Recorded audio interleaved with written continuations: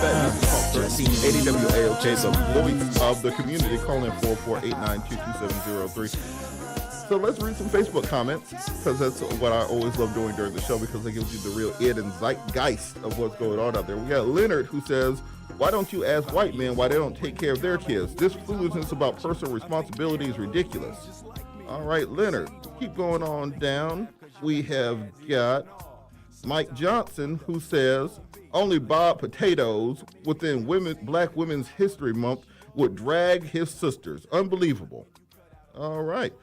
So, continuing the conversation, this is why they say don't read the comment section. We're continuing the conversation. Still in studio, we have Dr. Torri J. and also Damon Thomas.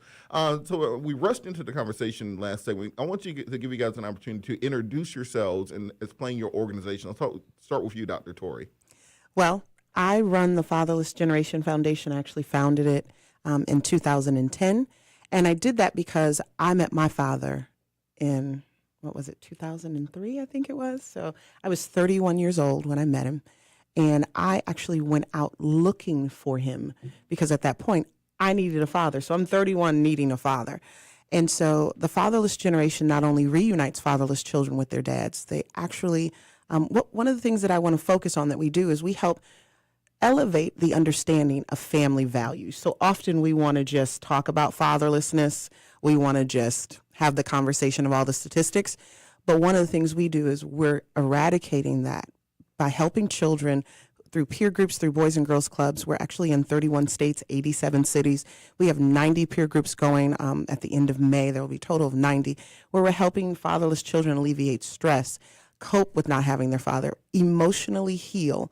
And then we're reuniting fathers. We're not only talking about it, we're helping them get through the legal system and get that paperwork that they need in order to become real fathers. So that's in a nutshell of what we do. All right, and Damon will give you opportunity also.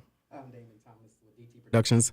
Men of Courage is a project that has been around since 2013, 2014, and we're going full circle with it right now as we speak, televised starting in May. The bottom line is Men of Courage, we're here to help men who have been sexually abused, issues with domestic violence, drug and alcohol abuse, sexual identity. And basically what we do is we interview these men. Also, we sit down with them, we guide them into be able to have the confidence in telling their story, one, and then we offer counseling services through the process. The final is follow-up with them and the family to see where they are. All counseling is provided for at no charge, global. So we hit every state and about to embark on a major tour, which we will talk about later on. All right, and so back to you, Torri. I want to hop on the kind of the issue of the show, which is the concept of this fatherless generation, which is what you're working on. Why do you think people see it as an attack on Black women to say that you need a father? That it's almost as a one-to-one either or situation. That if you're saying that kids need dads too, then you're saying that somehow the Black woman isn't enough. Why do you think we have this almost bilateral or binary choice? Well, let me address the Facebook comment that only you would drag his sisters in Women's Month, through the mud. Well, I'm going to drag them a little bit too, not because I'm trying to be rude or mean about it. However, if we're going to talk about fatherlessness and then we uphold our sisters as these dynamic women, and it's not that we're not holding it down. I'm not saying that. I have plenty of friends. My mother was a single mom.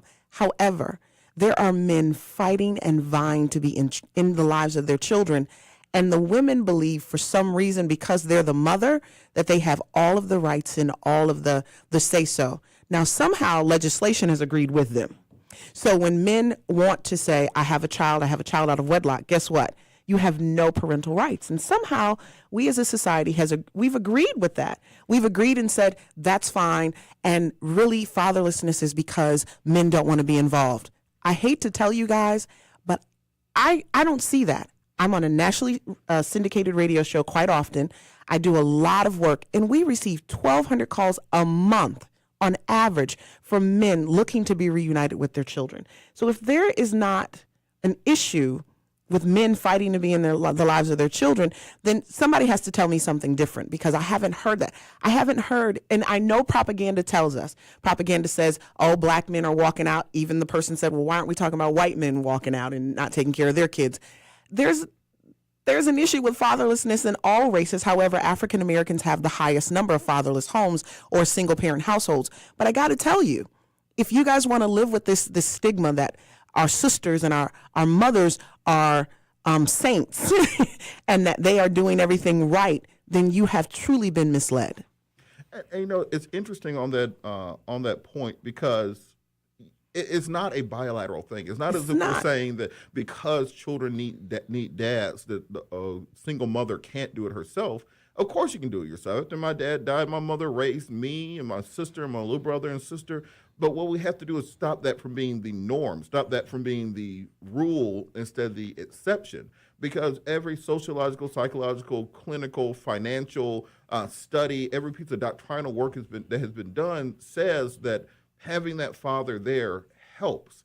And if it hurts some people's feelings to say that having that father there helps, then I can't help you. I'm not here to give you Novocaine. I'm here to give you some truth. And if you don't like the truth, then change the reality so that the truth is different.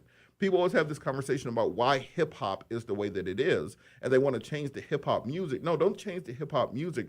Change the conditions those people are coming out of. Change the community, the society that they're in, and then the music will change right along with it. Until if you don't want to fix the roots of the tree, don't complain about the flavor of the fruit that comes out of it. All right, and Damon, want to go to you, because on this same point, you're dealing from a different perspective of men who have suffered abuse of children and who now are coming up. So can you explain kind of the nexus between childhood abuse and what happens as adults? Well, from what I've encountered so far with the Men of Courage Project, it goes both ways. There's a lot of men who come to me who have had fathers in their lives, and I have some who there was no father at all. And abuse, sexual abuse, physical abuse still have taken place in the home. So I don't look at it as a father in the home, not in home. Abuse is abuse. I mean, it happens. It's not a black or white thing. It's all about power and manipulation. All right, and on that point with the power and manipulation, we have this situation where a lot of children aren't growing up with a father there to kind of be that protector, be that person that you can talk to, be that individual that's there with you. Have you seen that being an issue with individuals who have suffered abuse? Yes, I have.